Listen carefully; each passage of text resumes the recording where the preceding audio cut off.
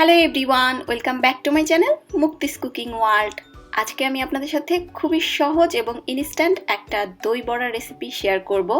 সাধারণত দেখা যায় ডাল বাটাবাটির ঝামেলার ভয়ে অনেকেই দই বড়া তৈরি করতে চান না, তবে আজকের দই বড়াটা আমি করে দেখাবো বেসন দিয়ে। কোনো ধরনের ঝামেলা ছাড়া মাত্র আধা ঘন্টার সময়ের মধ্যেই আপনারা কিন্তু এই দই বড়াটা তৈরি করে নিতে পারবেন।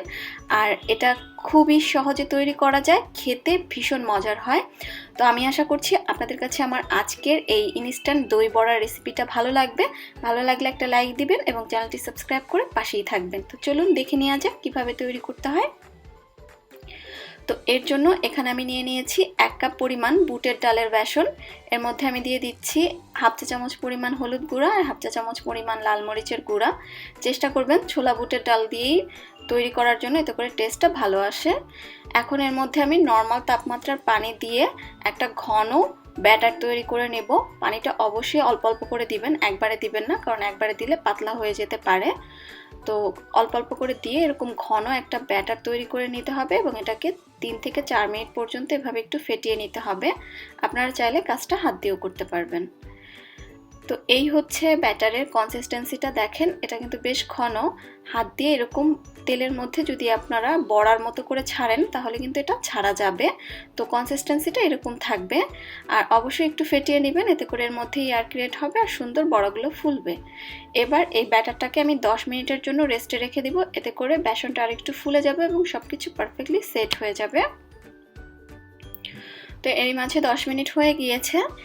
এখন এর মধ্যে আমি দিয়ে দিচ্ছি 1/4 চা চামচ পরিমাণ বেকিং সোডা। এটা কিন্তু বেকিং পাউডার না, বেকিং সোডা। তো বেকিং পাউডার দিলে এখানে 1 চা চামচ পরিমাণ দিবেন। আর দিয়ে দিচ্ছি 1 টেবিল চামচ পরিমাণ তেল। তেলটা দিলে দেখা যায় বড়াটা ভাজার সময় এক্সট্রা তেলটা খুব কম অবজার্ভ করে নেয়। তো এটা অপশনাল, কেউ দিতে চাইলে দিতে পারে, না দিলেও হবে। তো ভালোভাবে একটু বেকিং সোডা আর তেলটা দিয়ে ফেটিয়ে নিলাম। এবার বড়াগুলো ভেজে নেব। তো এর জন্য চুলায় আমি একটা হাঁড়িতে বেশ কিছুটা তেল গরম করতে দিয়েছি। তেলটা গরম হয়ে যাওয়ার পরে হাতের সাহায্যে এভাবে বড়াগুলো দিয়ে দিতে হবে। একটু যদি এবড়ো থেবড়ো থাকে কোনো সমস্যা নেই, কারণ এগুলো একটু পরে ফুলে এমনিতেই গুল্লুমুল্লু হয়ে যাবে। সো ভয়ের একদমই কিছু নেই, সামান্য এবড়ো থেবড়ো থাকলে কোনো সমস্যা নেই। তো হাত দিয়ে যতটুকু সম্ভব একটু গোল গোল করে বড়াগুলো তেলের মধ্যে দিয়ে দিতে হবে। তেলের মধ্যে বড়াগুলো দেওয়ার পরে একটা সাইড হয়ে যাওয়ার পরে উল্টে দিচ্ছি। আর এই পর্যায়ে চুলার আঁচটা থাকবে মাঝারিতে। আপনি যদি বেশি আঁচে এটা ভাজেন তাহলে কিন্তু উপরটা হয়ে যাবে আর ভিতরে এটা ফ্লপি হবে না বা ঠিকমতো ভিতরে কুক হবে না, কাঁচা থেকে যাবে। তো মাঝারি আঁচে একটু উল্টে পাল্টে ভেজে নিতে হবে, দুটো সাইড লালচে টাইপ কালার আসা পর্যন্ত। তো আমার বড়াগুলো কিন্তু ভাজা হয়ে গিয়েছে। এবার আমি তেল থেকে এগুলোকে তুলে নিচ্ছি। তো এখানে একটা বাটিতে আমি বেশ কিছুটা নর্মাল তাপমাত্রার পানি নিয়ে নিয়েছি। এবার এর মধ্যে দিয়ে দিলাম 1 টেবিল চামচ পরিমাণ লবণ। লবণটা আমি পানির সাথে মিশিয়ে নিচ্ছি। আর এখানে কিন্তু অবশ্যই খাওয়ার পানিটা ব্যবহার করবেন, সরাসরি ট্যাপের পানিটা ব্যবহার করবেন না, কারণ এই পানিটা কিন্তু বড়ার মধ্যেও ঢুকে যাবে। তো লবণের সাথে মিশিয়ে নেওয়ার পরে এবার লবণ পানির মধ্যে আমি যে ভেজে রাখলাম বড়াগুলো, সেই বড়াগুলো দিয়ে দিচ্ছি। বড়াগুলো দেওয়ার পরে এটাকে ভালোভাবে পানির মধ্যে একটু উল্টে পাল্টে মিশিয়ে নিলাম এবং এভাবে পানির মধ্যে 10 মিনিটের জন্য আমি রেখে দিব, যাতে করে এটা একটু পানিটা সোক করে সফট হয়ে যায়। তো এখন আমি দইয়ের মিশ্রণটা তৈরি করে নেব। এর জন্য প্রথমে আমি নিয়ে নিচ্ছি এখানে হাফ কাপ পরিমাণ মিষ্টি দই, আর নিয়ে নিচ্ছি হাফ কাপ থেকে একটু বেশি টক দই। তো দই বড়ায় সাধারণত দেখা যায় টক দই দিয়েই এই দইয়ের মিশ্রণটা রেডি করা হয়, তবে যদি টক দইয়ের সাথে একটু মিষ্টি দই মিলিয়ে করা হয় তাহলে এটার টেস্টটা অনেক বেশি ভালো আসে। আপনারা যারা ট্রাই করেনি ট্রাই করে দেখতে পারেন, ইনশাল্লাহ ভালো লাগবে। তারপরেও যদি কারো কাছে মিষ্টি দই না থাকে শুধু টক দই দিয়েও আপনারা তৈরি করতে পারবেন।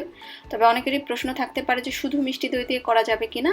সেক্ষেত্রে বলবো না, কারণ দই বড়ার কিন্তু একটা টক মিষ্টি টাইপের একটা ভাব থাকে, তো সেটা কিন্তু মিষ্টি দইয়ে আসবে না। হাফ চা চামচ পরিমাণ লাল মরিচের গুঁড়া, 1/4 চা চামচ পরিমাণ জিরার গুঁড়া আর 1 চা চামচ পরিমাণ চাট মশলা আমি এর মধ্যে দিয়ে দিয়েছি। আর দিয়ে দিলাম 1 চা চামচ পরিমাণ বিট লবণ। এখন এর মধ্যে আমি দিয়ে দিচ্ছি 1.5 টেবিল চামচ পরিমাণ চিনি। যেহেতু টক দই দিয়েছি, সেই টক ভাবটাকে ব্যালেন্স করার জন্য আমি চিনিটা ব্যবহার করছি। তবে এখানে প্রতিটা মশলা আপনারা আপনাদের নিজের টেস্ট অনুযায়ী বাড়িয়ে কমিয়ে নিতে পারবেন। বিট লবণের পরিবর্তে নর্মাল লবণও ব্যবহার করতে পারবেন যদি বিট লবণ হাতের কাছে না থাকে। এবার মিশিয়ে নেওয়ার পরে এর মধ্যে আমি একটু পানি দিয়ে দিচ্ছি, কারণ এটা বেশ ঘন, আমাদের আরেকটু পাতলা একটা দইয়ের মিশ্রণ প্রয়োজন হবে। তো ভালোভাবে মিশিয়ে নিচ্ছি। তো এই হচ্ছে দইয়ের মিশ্রণের কনসিস্টেন্সি। দেখেন এটা কিন্তু খুব একদম ঘনও না, আবার একেবারে পানির মতো পাতলাও না, এটা মোটামুটি এই টাইপের রাখতে হবে। আর এরই মাঝে কিন্তু 10 মিনিট হয়ে গিয়েছে, আর যে দই বড়াগুলো আমি লবণ পানিতে ভিজিয়ে রেখেছিলাম সেটা ভালোভাবে ভিজিয়ে সফট হয়ে গিয়েছে, দেখতে পাচ্ছেন। তো এখন যেটা করতে হবে, হাতের উপরে এভাবে হালকা হাতে চেপে এর ভিতর থেকে এক্সট্রা পানিটা বের করে নিতে হবে। এটাকে কিন্তু আমরা ভর্তা করে ফেলবো না, জাস্ট পানিটা বের করে নেব হাতের সাহায্যে চেপে। তো এভাবে সবগুলো আমি পানি চেপে নিংড়ে তারপরে নিয়ে নিলাম যে পাত্রে সার্ভ করবো সেই পাত্রে। তো নিয়ে নেওয়ার পরে আমি এর উপরে দিয়ে দিচ্ছি যে দইয়ের মিশ্রণটা আমরা রেডি করলাম, সেই দইয়ের মিশ্রণটা। তো পুরোটার দইয়ের মিশ্রণ দিয়ে ঢেকে দিতে হবে, যাতে করে এর ভিতরেও দইয়ের মিশ্রণটা সুন্দর ঢুকে যেতে পারে।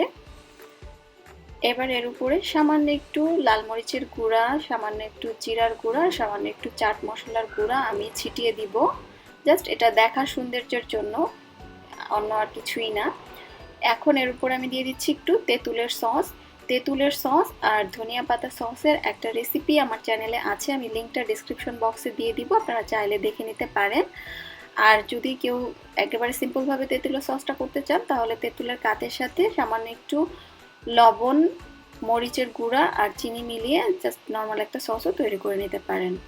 এবার সামান্য একটু পুদিনা পাতা দিয়ে আমি এটাকে সাজিয়ে নিচ্ছি। এটা টোটালি অপশনাল, নিজের পছন্দ মতো আসলে যে কোনোভাবেই সার্ভ করা যাবে। তো তৈরি হয়ে গেল আমার ঝটপট ইনস্ট্যান্ট বেসনের দই বড়া। এটা কতটা সফট হয়েছে আমি আপনাদেরকে একটু কেটে দেখাচ্ছি, হয়তোবা দেখে বুঝতে পারছেন যে এটা কতটা সফট হয়েছে, আর খেতে মাশাআল্লাহ অনেক ইয়ামি হয়েছে। তৈরি করা খুবই সহজ, বাট এটা খেতে অনেক মজার। এই রমজানে একবার হলেও ট্রাই করে দেখবেন, ইনশাল্লাহ আপনাদের সবার কাছে ভালো লাগবে। তো আমি আশা করছি আপনাদের কাছে আমার আজকের এই ভিডিওটা ভালো লেগেছে। তাহলে আজকের মতো আমি এখানেই বিদায় নিচ্ছি, সবাই খুব ভালো থাকবেন, আল্লাহ হাফেজ।